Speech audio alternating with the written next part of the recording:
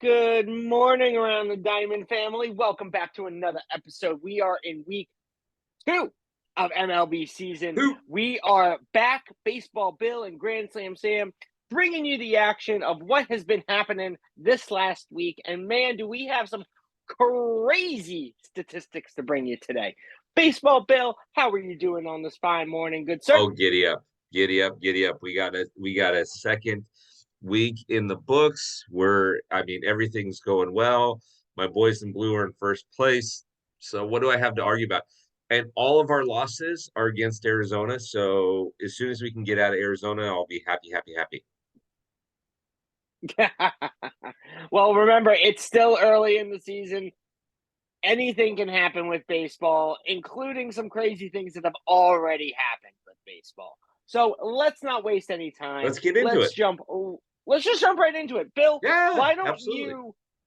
you take us through the AL this week? Because you brought up something yesterday on our live about a specific shutout team. I know we kept this team under wraps up until now, but I think we can finally release it. Bill? Finally release it. So the Tampa Bay Rays, everybody, I know everybody thought that these guys were going to be awesome this year, right? Chirp, chirp. They are 7-0. So they are on pace for 162 and 0. Now, whether or not that's going to happen, I don't know. Now, if you're a Tampa Bay Rays fan, congratulations. This is awesome. If you're not a Tampa Bay Rays fan, and you're looking at it going, yeah, they're beating up on the Detroit Tigers, they're beating up on the Oakland A's. Yes, they'll have to play the Yankees, the Orioles, and Blue Jays and everything like that. I get it. Totally understand. Okay. So, but the Rays are undefeated. The Twins are leading their division, and the Angels are leading their division. Now, what's so surprising about these standings is look at where the Yankees and Red Sox are. They're down at the bottom, which is unique to me. Again, it's only 7 games into it. The Royals and Tigers don't surprise me. The White Sox do. Dylan Cease is amazing. So that kind of surprised me a little bit about that. I picked the Angels to win the West. If you listen to the podcast predictions, so I'm right on target for that. It does surprise me, however, though, that the Astros are 3-5. That will change when Jose Altuve comes back. The MLB has lifted their height requirement, and so Jose will be back. He'll be able to play in the MLB. They're just, not going to take him on any rides in Disneyland or They anything like made that. sure they made sure that his 5'4", they made sure that the limit was 5'3", so his 5'4" stature made him eligible to play. Yeah, they just told him that they're not going to take him to Disneyland when they come to Anaheim Oh, okay, perfect, yeah. because you got to be a certain height Or for certain. No, I'm teasing. or No, do they guys, or do they listen. If you're, allow go do ahead. they allow for the inch lift in his cleats along with the inch lift in his shoe cushion to Yeah, add that 2 inches to move him up to the 5'6" stature? yeah, there you go.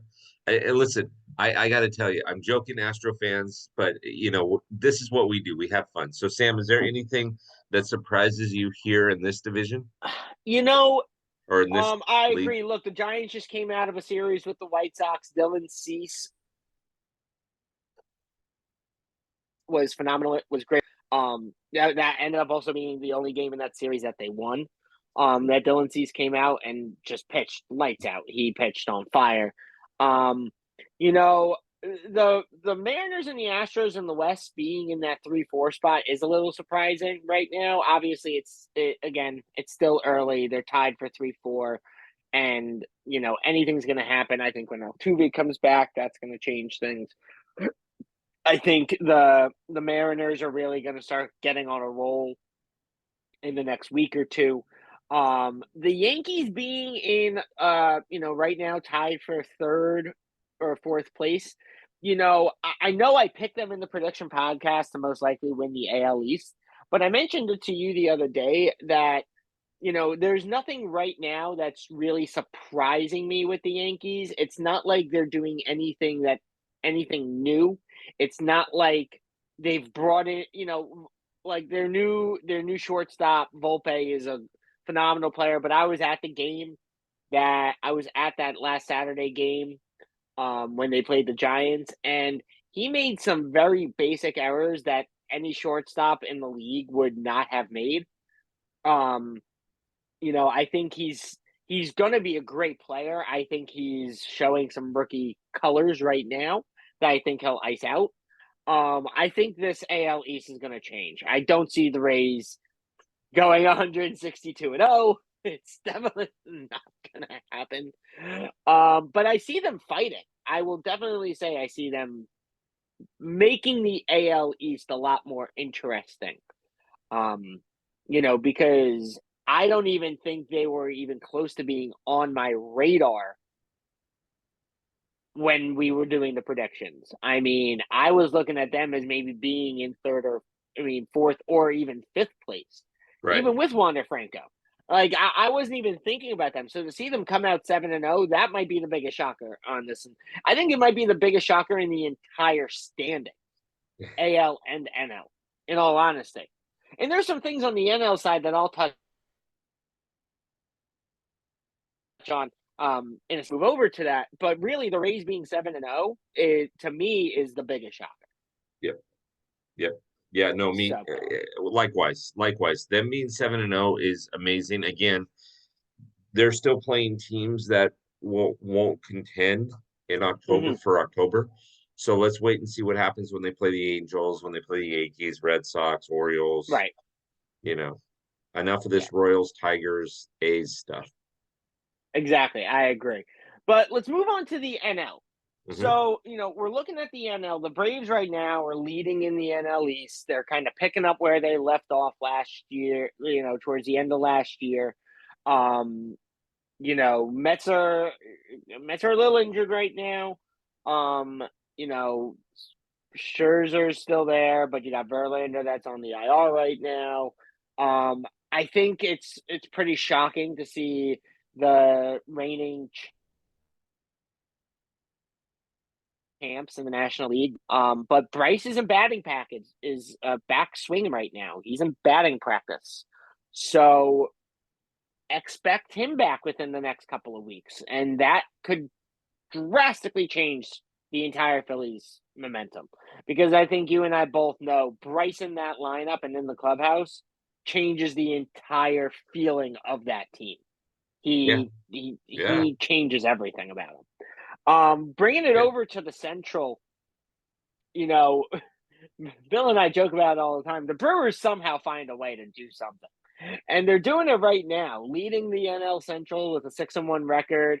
The reigning NL Central champs, the Cardinals, though, coming in at a 2-5 start, which is a shock considering they only lost what really two pieces last year, and they brought in one stellar piece to replace it. I mean, so if you think about it, they really only lost a designated hitter that they got halfway through the season, or I mean, no, Pujols was there the whole year. But I think this is might be the biggest shock of all to me. This might be the biggest shock in the NL, but not the biggest shock of all the standings. As I mentioned, the Tampa Bay one was the biggest shock of all the standings. But when it comes to the National League, this might be my biggest shocker that the Cardinals are 2-5.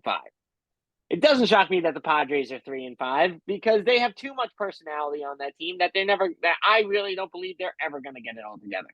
But as you mentioned at the beginning of this, the Dodgers are currently leading the NL West with a 5-3 record and holding a strong and powerful 1-game lead above the Diamondbacks and the Padres. Oh, I'm sorry, that was actually supposed to be the Rockies in third place, tied with the Diamondbacks, not the Padres. Apologize for that technical error on my end.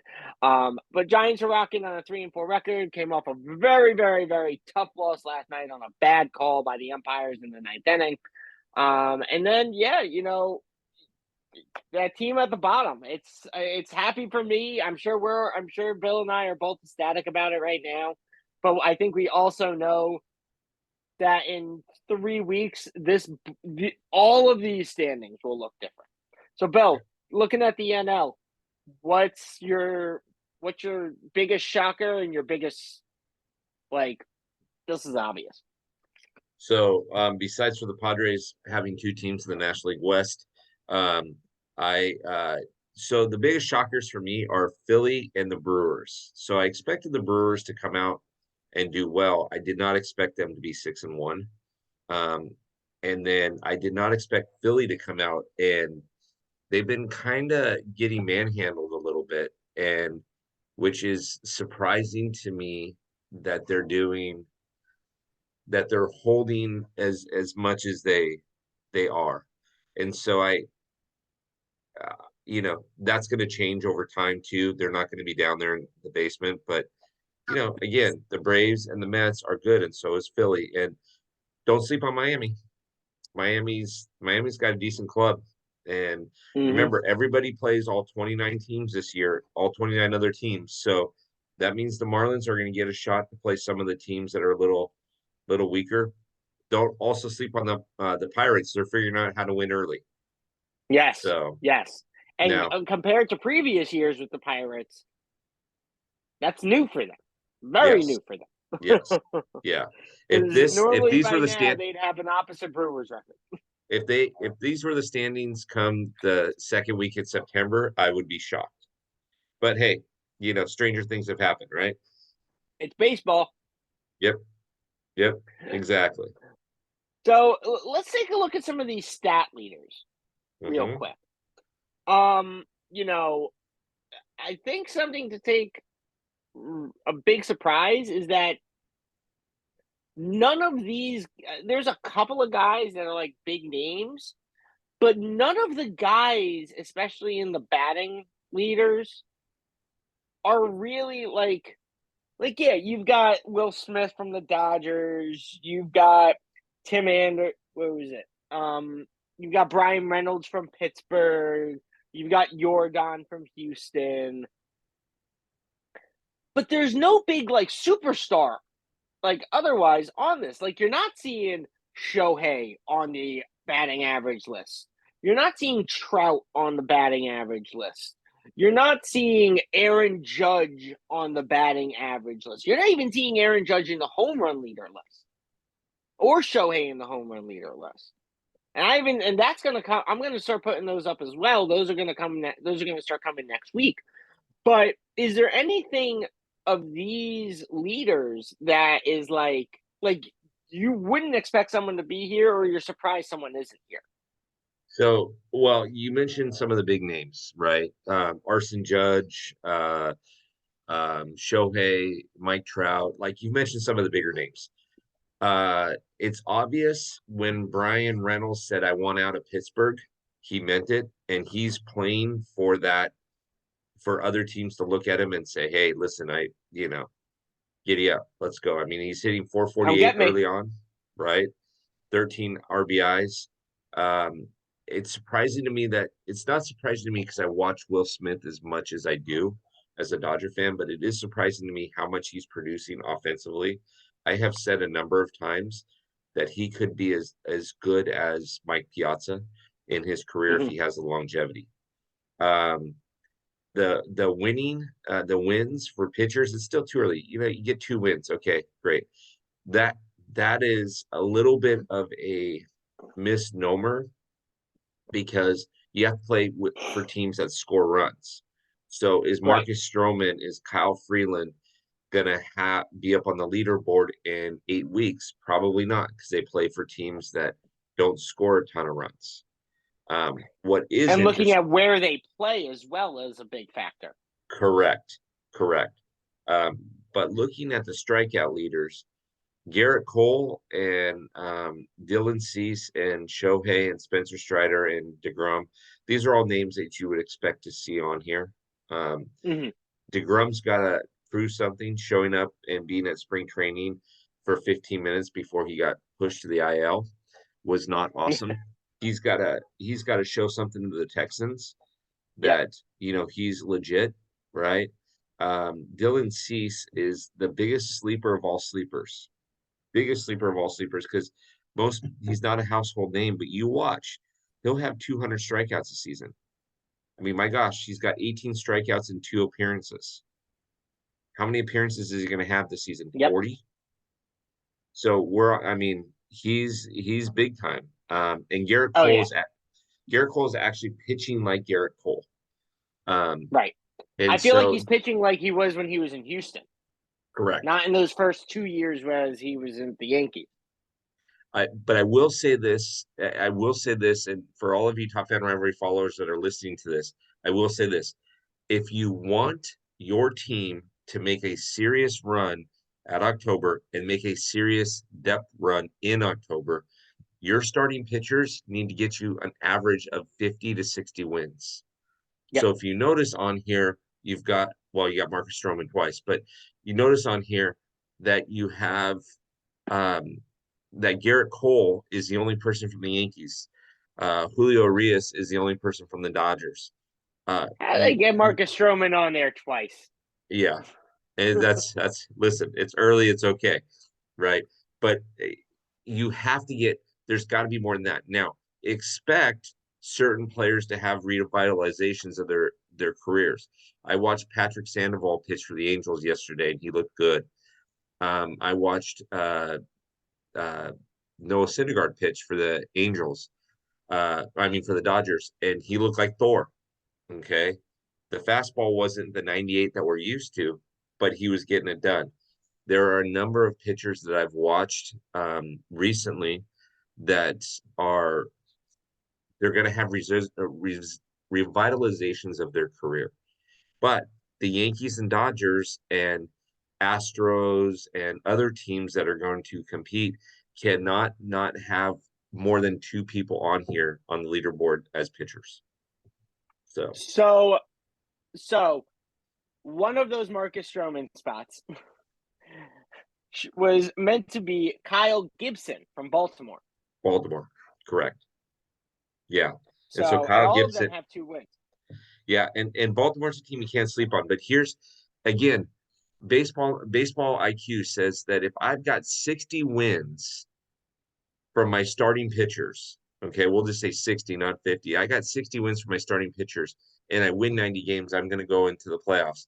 But that also means that the bullpen doesn't have to eat as many innings and they're not as tired going into October, right? But if you've got your leader is got 8 wins, okay, now your bullpen's tired. Yeah. So right now there are actually 12 players, all with 2 wins. Okay. And looking at this correctly, there is no team that has. So every team only has one pitcher every team that has a win under their belt or multiple wins under their belt. They only have one pitcher that has 2 wins. So Yeah. Garrett Cole is the only one for the Yankees right now. Trevor May for Oakland, Garrett Cole, Zach Eflin, Marcus Stroman, Julio Urias, Kyle Freeland, Jacob Junis, Mackenzie Gore, Shane McCallahan, Trevor McGill, and Dre Jameson, who I've never even heard of. All of them have 2 pitchers, have 2 wins. And what's interesting about this is that 2 of those 12 are relief pitchers. Yep. So I find Yep. that to be, even a pretty interesting stat as well. That 2 of the 12 pitchers that have 2 wins were released. Yep. Which Agreed. is pretty impressive.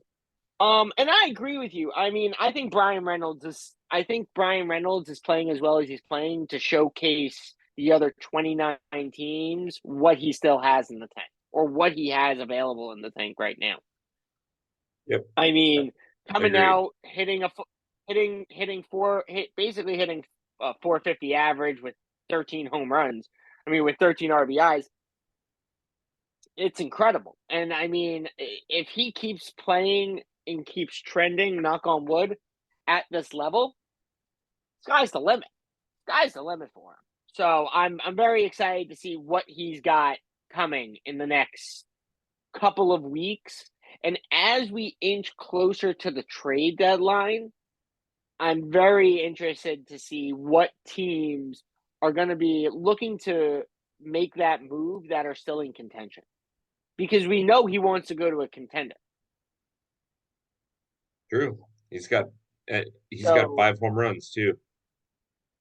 yeah, so I mean that's going to be a big one. So next week we will be adding the home run tracker to this list. But as I mentioned to you last week, we're adding the stolen base tracker. And what better picture to put up than one of the best base runners in baseball and Mookie Betts with one of the best shortstops in baseball and Brandon Crawford as the stolen base pitcher. Uh, Yes. First ballot Hall of Famer um, Brandon Crawford. hey, look, we make a lot of jokes about Brandon Belt. Brandon Crawford could shock some people and possibly be like that last person that makes it in the first ballot, but he could definitely make it in he could make it in the second and will probably make it in by somewhere between the third and the fifth. If I had to guess, that'd be my guess. But getting off the Hall of Fame topic right now because Brandon Crawford still got a number of years to go. A number of years to go. Well, he still has to retire, and then he still has to go through the years before he can even be eligible for the Hall of Fame. So he still has a number of years. But let's Bill, let's look at the number of total stolen bases that have been done so far this in 2 weeks of the season. We're trending at 70 on average 75 stolen bases a week right now. I don't know about you, but to me that is so shocking. Yep. No, agreed. Like, Agreed. I mean, looking at the leader list, you've only got 3 guys that have 5 stolen bases. And I think when I checked it, there was maybe 4 or 5. I think it was 4 with 3 or 4 with 4 stolen bases. And it was like 75 players had at least 1 stolen base in baseball when I calculated it. I mean, do you think it's the increased base size that's adding for these more stolen bases? Do you think it's the 2 pickoff rule for pitchers that's adding to the increase in stolen bases? Or is it the speed of the way the game is going now with the pitch clock that's increasing the stolen base count? Yes. All 3? Yeah. If I'm a base, listen, if I'm a base runner, right? If I'm a stolen base guy, I'm looking at that, trying to get a pickoff throw in the first 1 or 2 pitches, right? Then I'm looking at trying to get another throw over. And then I know that he can't throw over unless he gets me. Otherwise, I Right. get second base. Can you imagine if this rule existed when Ricky Henderson was playing? I mean, the guy would have awarded him, I don't know how many stolen bases. So I think the pitch clock hurts the stolen base thing because pitchers are working so quick or they have to. But I think that this has a lot to do with the bases being a little bit bigger, and it has a lot to do with the amount of pickoffs that you can do. Because if I'm a pitcher and I come set and I see that guy dancing, I know in my mind I got a pitch clock that I got to deal with. So I've either got to throw over there and hope I get him or throw to the plate. Well, if I throw over there once Right. and then he starts dancing again, I throw over there second time and I don't get him. Now I've got to sit there and hold in hopes that I get a pitch clock violation or something to that effect. I mean, so it's all relative, but I mean, like you had said, we're trending at over 2,000 stolen bases this year. So the MLB is really, really, really trying to kick Yeah. up the offense. So Yes. And I mean, right now, if we average the 75 per week, the total number of stolen bases we would have by the end of the season on an approximate 27-week season would be 2,025 stolen bases total. yeah, Yeah, it's which crazy. I believe the average in previous years was around like the 13 to 1500 range. Yeah, yeah, it's crazy. So I mean, an increase in 500 stolen, increase of approximately almost 500 stolen bases. Now, again, we're 2 weeks into the season. We're still figuring out the pitch clock, the pickoffs, and all of this stuff. And MLB has said that this will get adjusted throughout the season. The pitch clock rule, the redefining of the rules, the narrowing it down, things of that nature. But it's still to me astonishing that we're already at this number this early Yeah, no, I agree. with everything going on. I And completely I agree. know I unfortunately didn't have a slide for it because we could only have so much time, but I really want to just also touch base with you on the pitch clock and the violation rule real quick that we've seen in this last week. You know, we're starting to see more players on both sides of the ball getting hit with this pitch clock violation. Um, Shohei Otani got hit on both sides of the ball with a pit. He gave up a Yep, ball and he gave up a strike. yep, Tim Anderson got hit with a pitch clock violation during the Giants series. Um, you know, Alf, I think it was uh, Pete Alonso got hit with a pitch clock violation going back to first base after a foul ball yep. in the last like week. So with these violations, do you think the umpires could be taking some free reign in like making some of these pitch violation calls? Do you think they're being so by the book that it's getting to the point where it could hurt the game, or like what's your opinion on this? So first of all, I like the speeding up of the game a little bit, okay?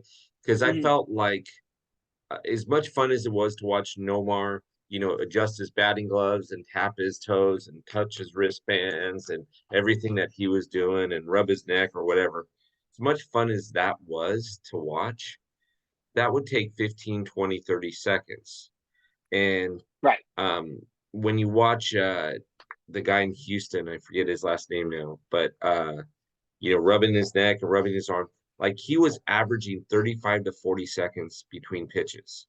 Now, if you Hmm. figure if he averages even knocking it down 30 seconds per pitch, right? And one at bat goes Yeah. uh goes 10 pitches, that's a 3 minute at bat,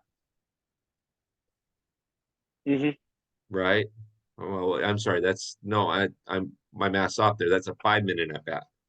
Okay. And so you got to figure out that if he faces, and that's the case, and he faces five batters, that means that's a half hour of an inning.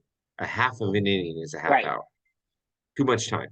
Too much time. So Way too now much. what I did find yesterday was interesting. I was watching a game yesterday and the umpire got set, everything was ready, and he was down, he's ready to go, and then you just hear him go, time out, time out. And then he points to his watch, right? Pitch clock violation. Now they showed the thing, the guy was set, and literally it hit zero, and he started to lift his leg up, and they had already called it. Apparently, umpires have a buzzer um, that they have that buzzes them to tell when there's a pitch clock violation. So apparently they're wearing a buzzer because what umpire's sitting down getting ready to make a ball or strike call, and then all of a sudden he looks and he goes, "Oh crap! Oh, that's a pitch clock violation." Right? I mean, how many Right. times do we see this in the NFL where the 24-second clock goes down or I mean, not 24-second clock, but the 0-0. yeah, goes down double zero, and then the ball gets hiked like a second or two later, Yeah. right? The play clock. No one's. Yeah. So it's at the end of the day, it's not a bad. I mean, basketball has it, football has it. Hockey doesn't have it, but hockey moves so quick anyways. So MLB is just kind of getting in line with these other things. I don't find an issue with it. I do think that batters and pitchers will start to learn to work at it towards this advantage. Like Mad Max, when he comes set, gets the ball and he comes set right away. Well, the batter has to get in there Yep. by the time it hits eight. Well, he gets Right. in there and Max is ready to throw. And that's Right. gonna affect some batters' timing and things like that. So listen, it works good on both sides, right? Yeah. It's funny you mentioned the glove thing. Joey Bart, me and my dad were joking about it. Joey Bart, every time he would get up to bat after a swing, he'd come out, fix his gloves and everything like that. Like you said, it'd take about 30 seconds just to do a pitch. Now we're seeing pitchers get through batters in a minute and 30 seconds to max 2 minutes, where before it could be a 5 minute at bat and the game would go on for 4.5 hours. So I do agree. It's nice to see the pace of play speeding up, but I would like to see them get to the clarify all these rules with the pitch clock and everything like that. Because I don't like umpires taking advantage of it to negatively impact a pitcher or a batter in any way, shape, or form. It's not fair. That is where the game's integrity gets ruined, in my opinion. Right. No, agreed. So, not a big injury report this week. I'll take, looking at these first three, we got Adam Wainwright out with a bit of a groin injury. He'll be out for about a week and a half to 2 weeks. John, he's been injury prone in the past, kind of not being surprised. He's still injury prone in Miami with an arm injury. I believe it was specifically something with his bicep. And then you go Eloy out with a hamstring injury. Again, probably be out for about, 8 to 10 days. Nothing too crazy. And then we got these couple on the bottom, Bill. Why don't you take us through those Yeah. bottom three injuries Joey Bart real is quick? going to lose his position to Blake Sable. I'm sorry. Wait. Joey Bart comes back on the 14th, right? There you go. Sam's got it in the background. There you go. Sam's got it in the background. The Josh Donaldson expected to be out with a hamstring injury through the 21st. The Yankees are stacked, so they need him back, but hammy. Joe Musgrove with his toe injury. Obviously, the Padres haven't started the way that they want to. They need Joe back in there. And again, you could score 1 million runs a game, but if you give up 1.5 million runs a game, it doesn't matter. And so Joe Musgrove is one of the guys that the Padres desperately need if they're going to make playoff runs.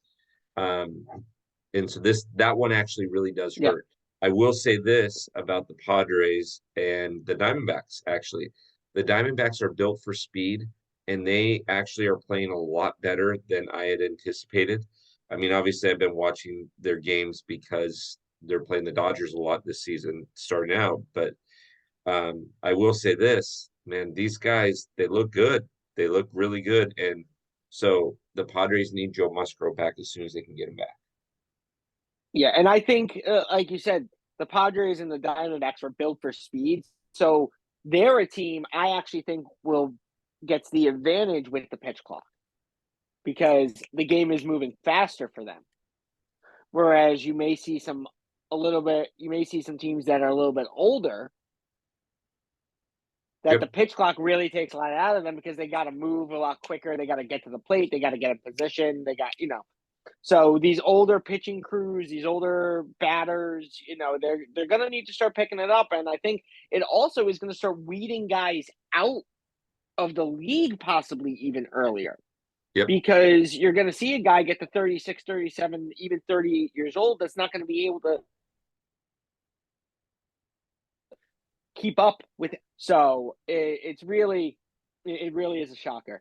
Now, we want to touch on this real quick. Bill and I could really actually talk about this for an entire segment, probably the entire show. But this is something that Bill and I are really passionate about, and we want to ensure that we express this to the Top Fan Rivalry and the Around the Diamond fan base. These types of interactions shouldn't be happening. Whether it's a player interjecting with a fan after the fan is, spitting words at him, similar in the recent Joey Two Bags Rendon situation with an Angels fan. Or you have the fan base coming at a player after they've been doing their job and they are of their team's victory, as in last year or 2 years ago's Yankee debacle. So Bill, why don't you give the top fan rivalry and around the Diamond Universe your thoughts on this in about 30 seconds? Yeah, 30 seconds. Fans stay in the stands. Players don't interact with fans regardless of what they say. Period. And know that you're going to get heckled, especially when you go into the Bronx. If you're the visiting team, know you're going to get heckled. Just leave it alone. Fans, okay, these guys are human as well. So please understand that they are going to react at some point. Do not engage with them. Do not throw things at them. Do not, you know, they're only going to take so much, and they're hyper competitive athletes. Sam and I were both the same way. When you're on that field and you're competing and it's going really, really well, you don't care what people are saying. If it's not going so well, you do care what people are saying. And so Mm-hmm. just fans, everybody chill out. Don't have interactions. Now, with the Miles Straw thing last year in the Bronx, Miles should not have climbed the fence or tried to climb the fence. He kind of brought that one Agreed. on himself. Anthony Rendon should never have grabbed that guy, although Anthony had a bad game.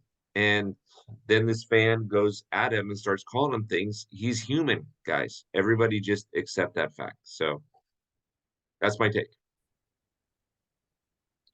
Yeah, I think no, I completely agree with you. Everyone's got feelings. Everyone has a bad game.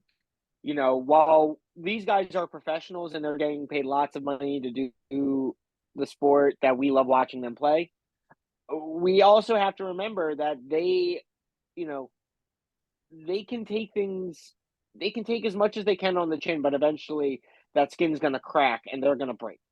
Yep. And these were two perfect examples of how fans need to reel it back in and give these guys their space to, you know, let out their own frustrations in their own way and not heckle them to the point where they cause possibly these guys to interact back. Now, as the same time, as professionals, you also need to understand that as fans, they're coming and spending a lot of money to watch you play and watch you be successful.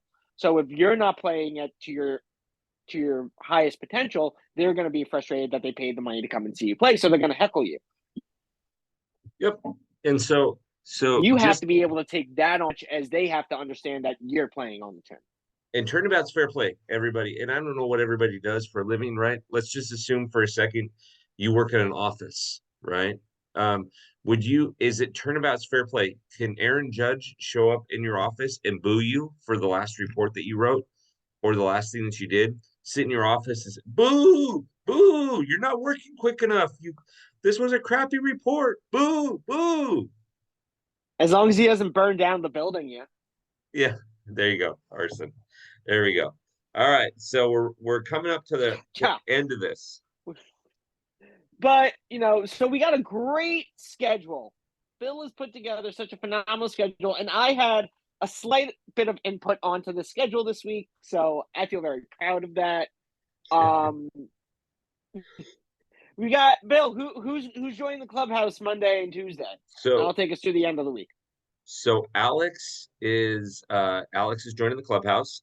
She hasn't been on before. We're excited uh for her to be on. Jem is a Dodgers fan. She's been on before. Phenomenal person. She's gonna have a lot of fun. And then Sam, you know, Dennis, he's brought one of his I, I buddies on. brought in I brought in one of my close diehard Red Sox fans to add to the growing Red Sox contingent. Top fan is building. Born and raised in Mass area, right outside of Boston, so has a lot of history with the Red Sox. Really has a great perspective on the team. Bill is gonna be bringing in three of our Lady Angels fans this week to talk about the Rendon situation and the state of the Angels. And then Baseball Bill and I will get back on this podcast Friday morning to give you all the preview of what we're going to talk about next week, which we are very excited about next week's podcast.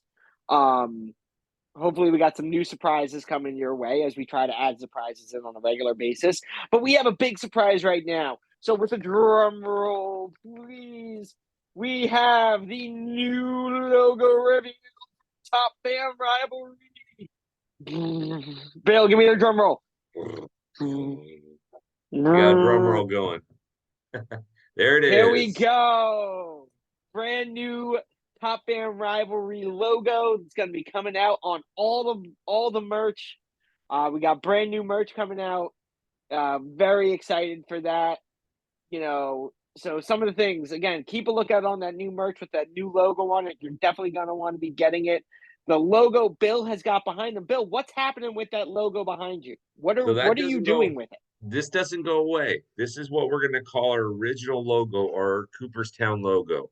We're going to keep that. You're still going to have access to this logo and being able to do things. But hey, heck, we've got a new logo too that's coming out, and so we're excited for that. The new shirts, we have ladies shirts out there already available. We've even got we don't have the new logo up on the hats yet. We will shortly, but all the new shirts that we have, which are great quality shirts, you can get on the topfanrivalry.com that have the new logo on it. So I'm excited for this. And let's not forget, May 12th is our next watch party. It is going to be down in San Diego when the Dodgers play the Padres in Los Angeles. So it's going to be a lot of fun. We also have a watch party on the 20th of June in Atlanta, Georgia, and the 30th of June um, in Houston, Texas, and then on the 18th of Yes. August in Boston, Mass. So if you haven't Bill seen, is making his way across the country. yeah, if you haven't seen some of the watch party stuff that we put up on Instagram, you're missing out. Let me tell you. So this is gonna be a good time. It has been awesome to watch it. Bill always brings in some great Top Fan Rivalry Clubhouse members to these. It's always a good time, good food, good environment, good atmosphere, and great baseball at the same Yep. point. But yeah, Bill, any final comments for the family out there today? Nope. My only final comment is the Dodgers play the Giants this week, so I'm hoping to get a 3-game sweep out of that. Which should, I mean, the way the Giants are playing shouldn't be too difficult. Yeah, that's also coming off of what the loss or two you had to the Diamondbacks. So we'll Three just add losses that to the into the flavor. Diamondbacks. 3 losses to the Oh Diamondbacks. well, I mean, let's just add that to the flavor of the month. Um, but yes, keep a Awesome. lookout for that. And from me, Grand Slam Sam here at Around the Diamond, and Baseball Bill from Top Fan Rivalry, we want to say thank you as always for joining us. We look forward to you joining us next week, and we will see you on the field. Have a great weekend and a great rest of your week, folks. Happy Easter for those of you that celebrate it, and have a great weekend. And happy Easter. Happy Easter as well. Enjoy your Easter Sunday with some great baseball. Yep. Here we go.